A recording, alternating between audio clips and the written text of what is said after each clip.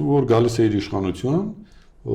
գիտեիր դրա մասին, չէ՞։ Հենց գլխից հայտարարեիր, որ սա այսպես է։ Կամ դու չգիտեիր այդ մասին, որ ավելի վատ է։ Երկրորդը, եթե նույնիսկ չգիտեիր այդ մասին կամ գիտեիր այդ մասին, դու հայտարարել ես, որ դու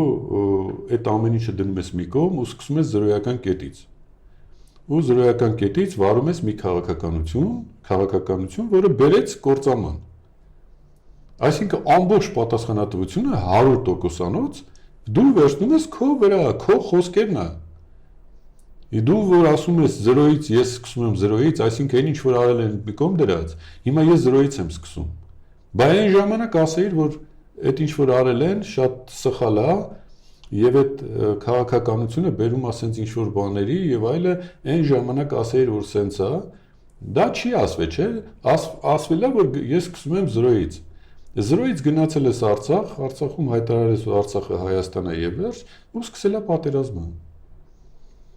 Պատերազմը սկսելուց հետո պիտի կարողանայիք պատերազմը կանխել եւ վերջ տալ այդ պատերազմին, որովհետեւ հասկանալի էր, չէ՞, ձեզ զեկուցում էին, որ մենք վիճակի չենք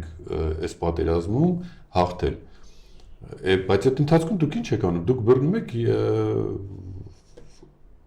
ՕԴԿԲ-ի հապկի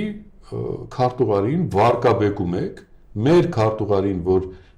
հապկի քարտուղարը մերն էր,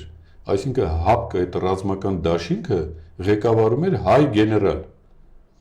Հանում եք իրան ընդեղից, վարկաբեկում եք, հանում եք։ Ժողովրդին էլ ասում եք, որ կհանենք, մենք ուրիշ գեներալ կնշանակենք, հանում եք եւ տեղը ոչինչ չեք ստանում, տեղը ստանում եք նվեր Բելարուսիայից ինչ որ մեկը, որը լրիվ Ադրբեջանի կողմնակից է։ Եվ արդյունքում պարտվում եք։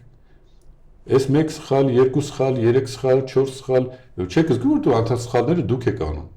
Հետևաբար դուք պետք է թողնեք այս ամեն ինչը, որովհետև սա ձերը չի, դուք չեք հասկանում այս ամեն ինչից։